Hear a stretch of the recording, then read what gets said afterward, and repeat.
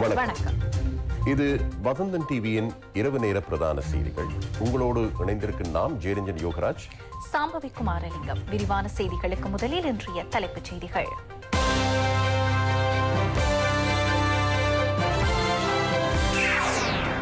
சீரற்ற வானிலையினால் அருவருப்பலி.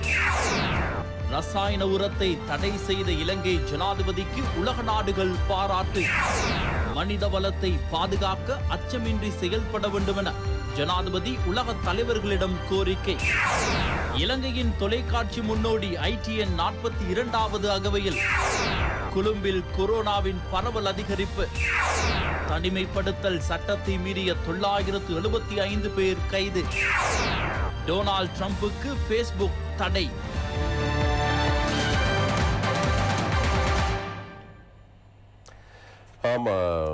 சாம்பவி, நாங்கள் இந்த சீரற்ற வானிலை பற்றி பேசுகின்றோம். காலநிலை சீராக இருக்கும் பொழுது நல்ல பல பலன்களை பெற்றுக்கொள்ளலாம். சீரற்று போகும் பொழுது பல அனர்த்தங்களும் ஏற்படுகின்றன. இது இயற்கை அனர்த்தங்கள். இயற்கைக்கு புறம்பான அனர்த்தம் என்று சொன்னால் கொரோனா தொற்று. அதனையும் சமாளித்துக் கொண்டு இதனையும் சமாளிக்க வேண்டிய ஒரு கட்டாயம் இப்போதைய நிர்வாகத்துக்கு இருக்கிறது. இப்பொழுது சீரற்ற வானிலை காரணமாக 7 மாவட்டங்களைச் சேர்ந்த 2 லட்சத்துக்கும் மேற்பட்ட மக்கள் பாதிக்கப்பட்டிருக்கின்றார்கள். சீரற்ற வானிலையினால் இதுவரை 6 பேர் உயிரிழந்துள்ளனர். மாவனெல்லை தேவனகல பகுதியில் மண்மேடு சரிந்து விழுந்ததில் புதையுண்ட 4 சடலங்களும் மீட்கப்பட்டுள்ளன. தொடர்ச்சியாக பெய்து வரும் மழை காரணமாக நாட்டின் பல பகுதிகள் பாதிக்கப்பட்டுள்ளன. இன்று காலை மாவனெல்லை தேவனகல பகுதியில் வீடொன்றின் மீது மண்மேடு சரிந்து விழுந்தது. வீட்டில் இருந்த ஒரே குடும்பத்தை சேர்ந்த 4 உயிரிழந்தனர். அவர்களது சடலங்கள் மீட்கப்பட்டுள்ளன. குறித்த வீட்டில் இருந்தவர்களை அங்கிருந்து வெளியேறுமாறு அறிவிக்கப்பட்டிருந்த போதிலும் அவர்கள் தொடர்ந்தும் வீட்டில் இருந்துள்ளனர். இவ்வாறான நிலையிலேயே துரதிருஷ்டவசமான சம்பவம் இடம்பெற்றுள்ளதாக கேகாலை மாவட்ட செயலாளர் மஹிந்த வீரசூரிய தெரிவித்தார். நாட்டின் 7 மாவட்டங்களைச் சேர்ந்த 57 பிரதேச செயலகங்களுக்குட்பட்ட மக்கள் சீரற்ற வானிலையினால் பாதிக்கப்பட்டுள்ளனர்.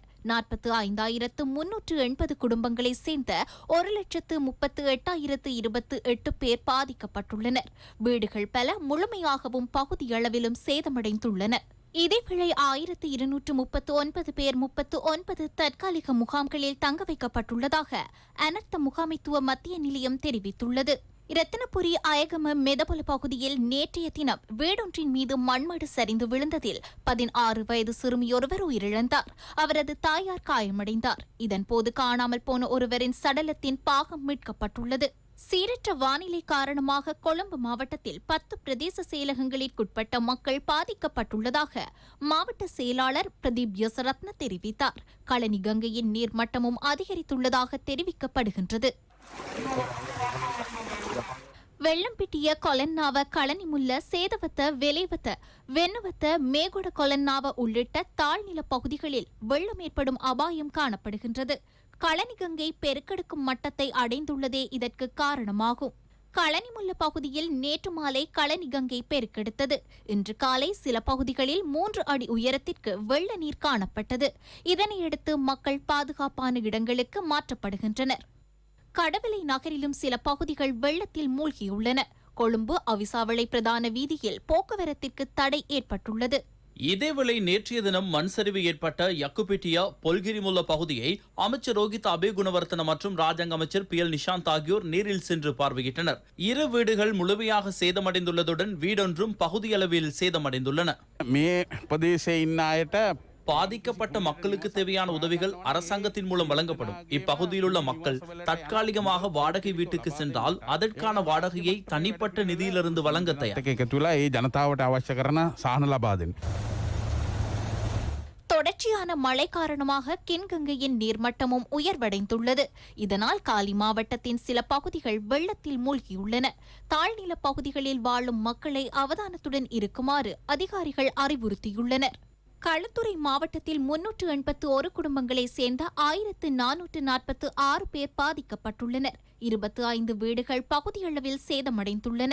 வெள்ள நீரை வடிந்தோட செய்வதற்கான பணிகள் முன்னெடுக்கப்பட்டுள்ளன.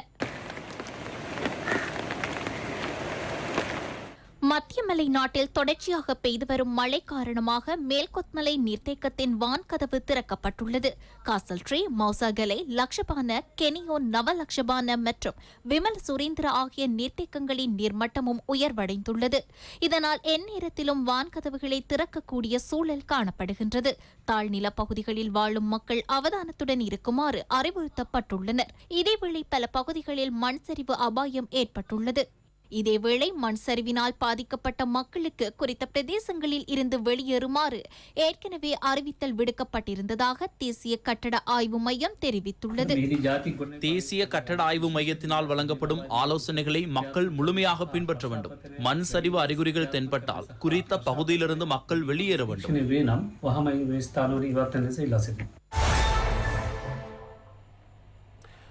மனித வளத்துக்கு பல சவால்கள், அச்சுறுத்தல்கள் வந்தாலும் அதனை பாதுகாக்க வேண்டிய கடமை உலக நாடுகளுக்கு இருக்கின்றன.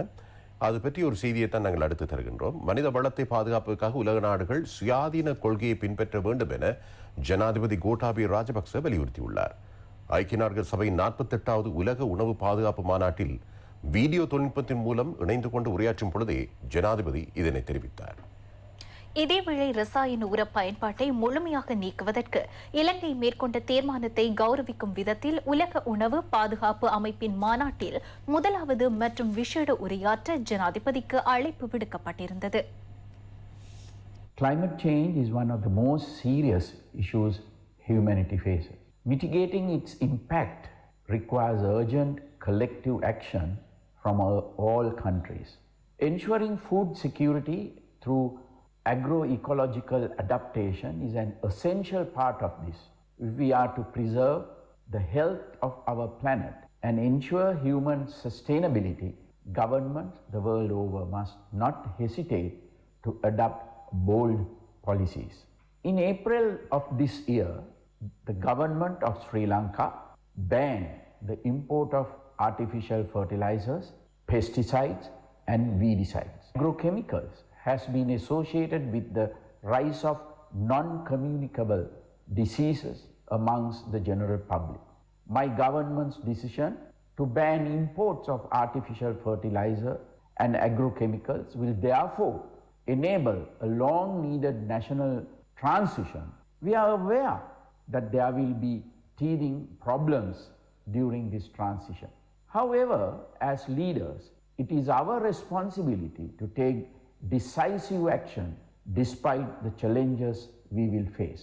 If we hesitate to make decisions, essential initiatives such as this will always remain confined to the realm of discussion. இன்று எமக்கு மிகவும் மகிழ்ச்சிக்குரிய நாளாகும். எமது தாய் வீடு அல்லது தொலைக்காட்சியின் தாய் வீடு என கூறப்படும் சுயாதீன தொலைக்காட்சி சேவை இன்று 42வது வருடத்தை கால் தடம் பதிக்கின்றது. கடந்த 42 வருட காலத்தில் சுயாதீன தொலைக்காட்சி சேவை மூலம் நாட்டிற்கு பல நன்மைகள் கிடைத்துள்ளன. நாம் ஒவ்வொரு சந்தர்ப்பத்திலும் எமது ரசிகர்களுக்காகவும் நாட்டிற்காகவும் எமது கடமையை நிறைவேற்றினோம். இது நாளையும் தொடரும்.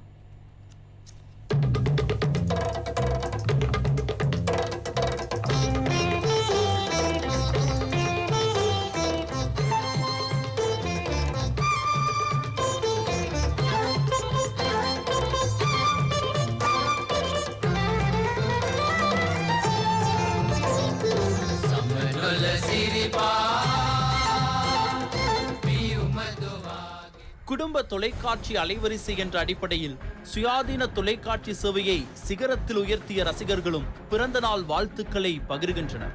இற்றைக்கு 42 வருடங்களுக்கு முன்னர் 1979ஆம் ஆண்டு இலங்கையில் முதல் தடவையாக தொலைக்காட்சி ஒளிபரப்பு ஆரம்பமானது. ஷான் விக்ரமசிங்க, அனில் விஜயவர்தன மற்றும் பாப் கிறிஸ்டி ஆகியோர் இணைந்து மேற்கொண்ட பாரிய முயற்சியின் பயனே இதுவாகும். பன்னிப்பிட்டியவிலிருந்து ஒளிபரப்பை ஆரம்பித்ததன் பின்னர் கொழும்பில் உயரமான இடம் என கருதப்படும் விக்ரமசிங்கபுர பகுதியில் அமைக்கப்பட்ட புதிய கட்டிடத்தில் சுயாதீன தொலைக்காட்சி சேவை எனும் பெயரில் புதிய சின்னத்துடன் தொலைக்காட்சியின் தாய் வீடு என்ற தாரக மந்திரத்துடன் ஒளிபரப்பு முன்னெடுக்கப்பட்டது. தொலைக்காட்சியின் அனுபவத்தை பெற்றிருக்காத இலங்கையர்களுக்கு புதிய அனுபவத்தை வழங்க கடந்த 42 ஆண்டுகளுக்கு முன்னர் சுயாதீன தொலைக்காட்சி சேவையினால் முடிந்தது.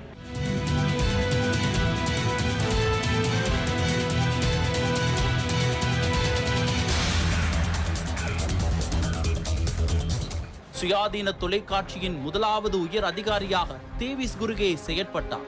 இன்றும் சுயாதீன தொலைக்காட்சி சேவையின் முதலாவது கலையகம் தேவிஸ் குருகே கலையகம் என்றே அழைக்கப்படுகின்றது. குறித்த கலையகத்தின் மூலம் ஊடக விற்பனர்கள் பலரும் உருவாகியுள்ளனர், கலைஞர்கள் பலரும் உருவெடுத்தனர். சுயாதீன தொலைக்காட்சி சேவை இலங்கை தொலைக்காட்சி துறையில் அடையாளமாகவே காணப்படுகின்றது. இன்று பல தொலைக்காட்சிகளிலும் முன்னணியில் நின்று செயற்படும் பலர் சுயாதீன தொலைக்காட்சி பட்டறையில் வளர்ந்தவர்கள். சுயாதீன தொலைக்காட்சி சேவை இதுவரை காலம் வென்றெடுத்துள்ள விருதுகள் தொலைக்காட்சி துறையில் சுயாதீன தொலைக்காட்சி சேவையின் முன்னணி அலைவரிசை என்பதை என்றும் ஒப்புவிக்கின்றது. 1987 ஆண்டு ஏப்ரல் மாதம் தேவிஸ் குருகே அவர்களினால் ஆரம்பிக்கப்பட்ட கோப்பிக்கடை நாடகம் இலங்கை வரலாற்றில் ஒளிபரப்பாகும் நீண்ட தொலைக்காட்சி நாடகமாகும். சுயாதீன தொலைக்காட்சி செய்தி நாட்டு மக்கள் மத்தியில் நம்பகத்தன்மையை வென்றது. உறுதிப்படுத்தப்பட்ட உண்மை தகவல்களையும் பிந்திய செய்திகளையும் முந்திக் கொண்டு வழங்குவதில் முதன்மை செய்தி சேவையாக சுயாதீன தொலைக்காட்சி செய்தி மக்கள் மத்தியில் பேரபிமானம் பெற்றுள்ளது.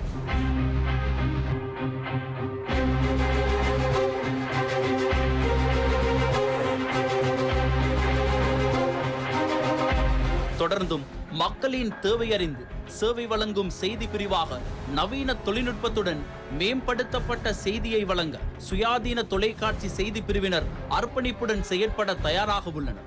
ஆரம்ப காலம் தொட்டே சுயாதீன தொலைக்காட்சி சேவை நாட்டு மக்களின் அன்பு, அபிமானம் மற்றும் நன்மதிப்பை பெற்ற குடும்ப அலைவரிசையாக காணப்படுகின்றது. உங்களின் அன்பு கடந்த 42 வருட காலமாக எம்மை சிகரத்தில் வைத்துள்ளது. இன்று போன்று நாளையும் எதிர்காலத்திலும் ரசிகர்களான உங்களுக்காக பல விசேட நிகழ்ச்சிகளை வழங்குவதற்கு நாம் தயாராகவே உள்ளோம். இதேவேளை சுயாதீன தொலைக்காட்சியின் 42வது பிறந்த தினத்தை முன்னிட்டு இன்று இரவு 10:30க்கு விசேட பிரித்பாராயணம் ஒளிபரப்பப்படும். ස්වාධීන රූපවාහිනී සේවය ITN සන්නාමයෙන් පුරා 42 වසරක් හෘදයාංගමව පවුලේ නාලිකාව බවට පත්කරගත් ප්‍රේක්ෂක ඔබට අපගේ ගෞරවනීය ආචාරය. චිරාත් කාලයක් අප සමගම රැඳෙන්න අපි ඔබ ආනන්දයෙන් ප්‍රඥාවට රැගෙන යන්නෙමු. ස්වාධීන රූපවාහිනී நாளொன்றில் பதிவான அதிகூடிய கோவிட் மரணங்கள் நேற்று பதிவாகியுள்ளன. நேற்றைய தினம் 48 பேரின் மரணப்பட்டியல் உறுதி செய்யப்பட்டுள்ளதுடன் 3410 கோவிட் தொற்றாளர்கள் அடையாளம் காணப்பட்டனர்.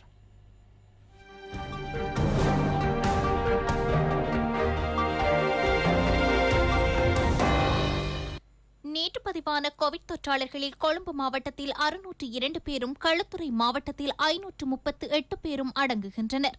குருநாகல் மாவட்டத்தில் 302 தொற்றாளர்களும், கம்பஹாவில் 151 தொற்றாளர்களும் பதிவாகியுள்ளனர். நாடு முழுவதிலும் இதுவரை பதிவாகியுள்ள கோவிட் தொற்றாளர்களின் எண்ணிக்கை 1,90,254 அதிகரித்துள்ளது. அதில் 1,00,1930 பேர் புதுவருட கொத்தணி மூலம் பதிவானவர்கள். தற்போது 31,466 தொற்றாளர்கள் சிகிச்சையில் உள்ளனர். இன்றைய தினம் 1851 தொற்றாளர்கள் குணமடைந்துள்ளனர். இதன் மூலம் பூரண குணமடைந்தவர்களின் மொத்த எண்ணிக்கை 1,60,132 அதிகரித்துள்ளது. நேற்று பதிவான கோவிட் மரணங்களில் 43 மரணங்கள் மே மாதம் 11ஆம் தேதியில் இருந்து நேற்று முன்தினம் வரை பதிவானவை என சுகாதார பிரிவினர் தெரிவித்தனர். நேற்று பட்டியலிடப்பட்ட 48 கோவிட் மரணங்களில் 25 பேர் ஆண்களாவர், 23 பேர் பெண்களாவர். மரணித்தவர்களில் 46 பேர் 50 வயதை கடந்தவர்கள். 18 மரணங்கள் வீடுகளில் பதிவாகியுள்ளன. இதேவேளை வவுனியா சகாய மாதாபுரம் பகுதியில் 24 கோவிட் தொற்றாளர்கள் பதிவாகியுள்ளனர். இதனால் குறித்த கிராமத்தை மூடுவது தொடர்பில் ஆலோசனை நடத்தப்படுவதாக மாவட்ட பிரதி சுகாதார பணிப்பாளர் டாக்டர் மகேந்திரன் தெரிவித்தார். கொரோனா பரவலை கட்டுப்படுத்துவது தொடர்பிலான கலந்துரையாடல் அமைச்சர் டக்ளஸ் தேவானந்தா தலைமையில் இன்று கிளிநொச்சி மாவட்ட செயலகத்தில் இடம்பெற்றது. இந்தியன் கலந்துரையாடல் இந்த கொரோனா 19 தொடர்பான ஒரு கலந்துரையாடல். இந்த மாவட்டத்தில் இந்த கொரோனாவினுடைய பரவல் எந்த அளவுக்கு இருக்கின்றது, அதால மக்கள் எந்த அளவுக்கு பாதித்திருக்கின்றார்கள், அதை எந்த அளவுக்கு இன்னும் மேலும் கட்டுப்படுத்தி எங்கட மக்களுக்கு ஒரு சுகாதார வாழ்வை கொடுக்கலாம் என்பதை பற்றி ஒரு கலந்துரையாடல். இந்த கொரோனாவால் ஏற்படுத்தப்பட்ட முடக்கத்தால மக்களுடைய பாதிப்புகளை எவ்வாறு குறைக்கலாம், அவருடைய வாழ்வாதாரம் மற்றது அவர்களுடைய தேவைகளை அது சம்பந்தமாக கலந்துரையாடப்பட்டது. இதேவேளை யாழ் மாவட்டத்தில் தற்போதைய கொரோனா நிலை தொடர்பில் மாவட்ட அரசாங்க அதிபர் கணபதி பிள்ளை மகேஷன் எமது செய்தி பிரிவிற்கு கருத்து வெளியிட்டார். யாழ்ப்பாண மாவட்டத்தினுடைய தற்போதைய கொரோனா தொற்று நிலைமை, நேற்று இரவு எங்களுக்கு கிடைத்த PCR பரிசோதனை முடிவுகள் 59 காணப்படுகின்றது. அந்த வகையிலே மொத்தமாக 3508 தற்பொழுதைய நிலையிலே இந்த கொரோனா தொற்று அதிகரித்திருக்கின்றது. அதே நேரத்திலே 48 இறப்புகள் பதிவு செய்யப்பட்டிருக்கின்றன. மேலும் 2908 குடும்பங்களைச் சேர்ந்த 7778 நபர்கள் தனிமைப்படுத்தலுக்கு உட்படுத்தப்பட்டிருக்கின்றார்கள். பொதுமக்கள் தங்களை உணர்ந்து அனாவசிய நடமாட்டங்களை தவிர்த்து அவர்கள் இந்த நிலைமையை அனுசரித்து நடந்து கொள்ள வேண்டும். ஆகவே இந்த பொதுமக்களை சௌகரியத்துக்கு உள்ளாக்காதவாறு மேலும் தொற்றை ஏற்படுத்தாது அவர்கள் இந்த பயண கட்டுப்பாட்டை அனுசரித்து நடந்து கொள்ள வேண்டும்.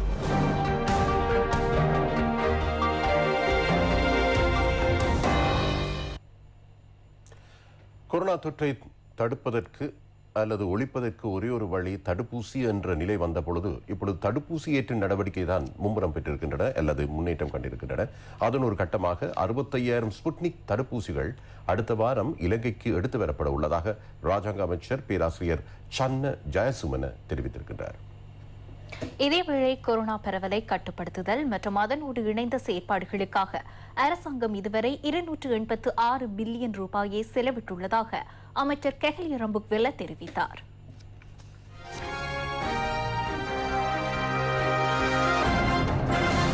மத்திய மாகாண ஆளுநர் அலுவலகத்தில் இன்று இடம்பெற்ற ஊடகவியலாளர் சந்திப்பின் போதே அமைச்சர் கெஹலிய ரம்புக்வெல்ல இவ்வாறு தெரிவித்தார். தடுப்பூசி செலுத்தப்பட வேண்டிய சகலருக்கும் அதனை பெற்றுக் கொடுப்பதே அரசாங்கத்தின் நோக்கமாகும் என அமைச்சர் குறிப்பிட்டார்.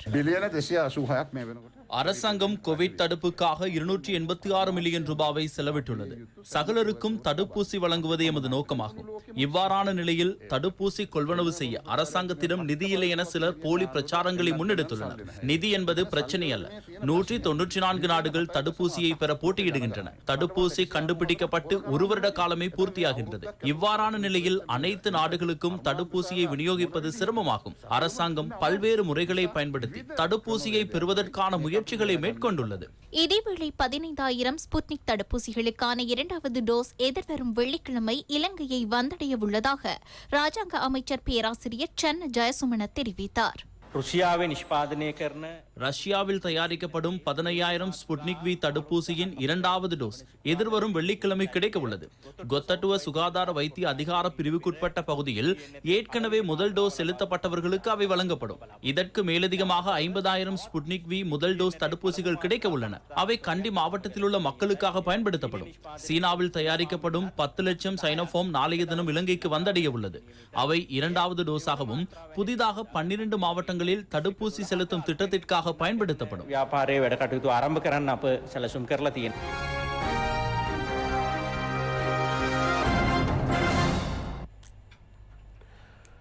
தனிமைப்படுத்தல் சட்டத்தை மீறிய 975 பேர் கைது செய்யப்பட்டுள்ளனர். அதில் 147 பேர் மாத்தளையில் வைத்து கைது செய்யப்பட்டதாக போலீஸ் ஊடக பேச்சாளரும் பிரதி போலீஸ் மாதிபருமான அஜித் ரோஹன தெரிவித்தார். எதிர்வரும் 14ஆம் தேதி வரை நாடு பூராகவும் பயணத்தடை விதிக்கப்பட்டுள்ளது. இதற்கமைய இன்றைய தினமும் தனிமைப்படுத்தல் சட்டத்தை மீறுவோரை கைது செய்வதற்கான பணிகள் முன்னெடுக்கப்படுவதாக பிரதி போலீஸ் மா அதிபர் அஜித் ரோஹன குறிப்பிட்டார். இந்த வார இறுதியில் விசேட ரோந்து பணிகள் இடம்பெறும். மதுபான களியாட்ட வைபவங்கள் தொடர்பில் கண்டறிவதற்காக விசேட குழுவினர் பணியில் ஈடுபடுத்தப்பட்டுள்ளனர். இவ்வாறான வைபவங்கள் இடம்பெறுமாக இருந்தால் இது குறித்து அறிவிக்க முடியும். 1997 என்ற இலக்கத்துக்கு அறிவிக்க முடியும். அத்தியாவசிய சேவைக்காக பயணிப்போர் குறித்து கவனம் செலுத்தப்பட்டுள்ளது. கடமைக்காக அன்று வேறு தேவைகளுக்காக பயணிப்பதை அத்தியாவசிய சேவை உறுப்பினர்களும் தவிர்க்க வேண்டும்.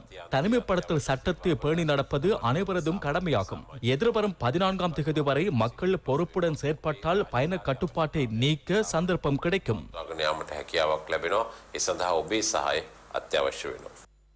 இதேவேளை வாகனங்களுக்கு ஸ்டிக்கர் ஒட்டும் பணிகள் இன்றும் இடம்பெற்றன.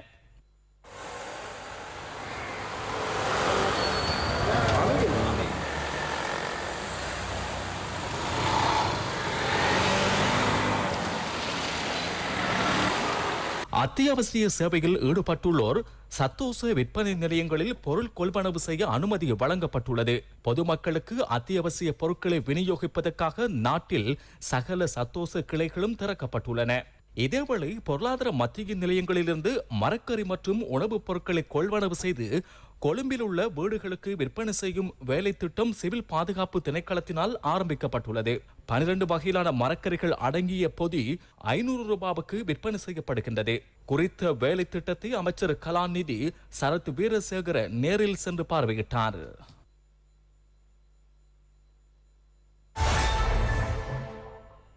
எக்ஸ்பிரஸ் பெர்ல் கப்பல் தீப்பிடித்து அழிவடைந்தமை தொடர்பில் விசாரணை நடத்த ஜனாதிபதி ஆணைக்குழுவை நியமிக்குமாறு இலங்கை துறைமுக பொது சேவை சங்கம் கோரிக்கை விடுத்துள்ளது. இதேவேளை கப்பலில் இதுவரை எண்ணெய் கசிவு ஏற்படவில்லை என சமுத்திர சூழல் பாதுகாப்பு அதிகார சபை தெரிவித்துள்ளது.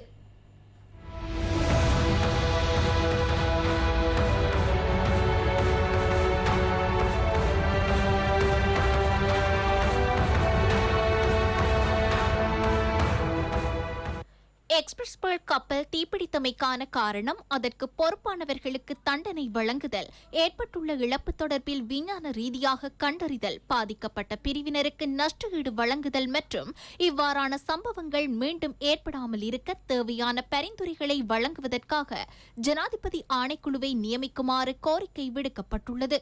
இலங்கை துறைமுக பொது சேவை சங்கம் ஜனாதிபதியிடம் குறித்த கோரிக்கையை விடுத்துள்ளது. இதேவேளை கப்பல் தீப்பற்றியதை அடுத்து அதன் பகுதி 22 மீட்டர் ஆழத்தில் சிக்குண்டுள்ளது.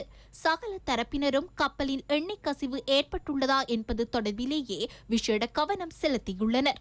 கடற்படையினரின் சுழியோடிகளை பயன்படுத்தி கப்பல் தொடர்பிலான ஆய்வுகளும் மேற்கொள்ளப்படுகின்றன. கப்பலை மீட்கும் பணியில் ஈடுபட்டுள்ள நிறுவனம் 3 மணித்தியாலத்திற்கு ஒருமுறை பிந்திய கள அறிக்கையை சமர்ப்பிக்க வேண்டும் என சமுத்திர பாதுகாப்பு அதிகார சபை பணிப்புரை விடுத்துள்ளது.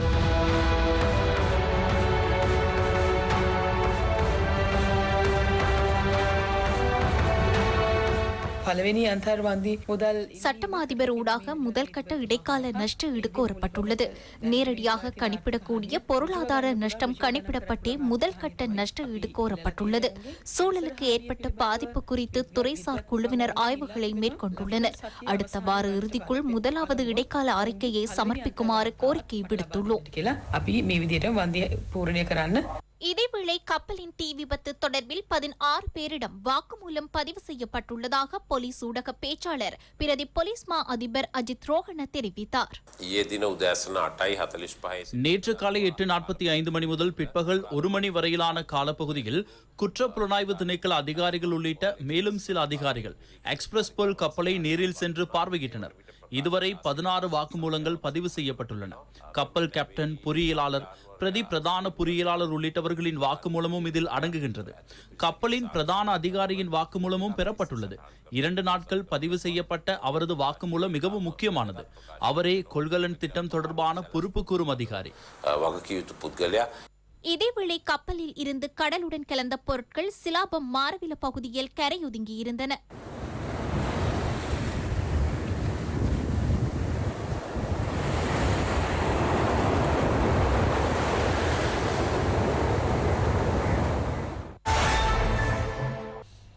இத்துடன் வசந்தம் தொலைக்காட்சியின் இரவு நேர பிரதான செய்தி அறிக்கை நிறைவடைகின்றது. நமது அடுத்த செய்தி அறிக்கையை நாளை மதியம் 1 மணிக்கு எதிர்பாருங்கள். வணக்கம்.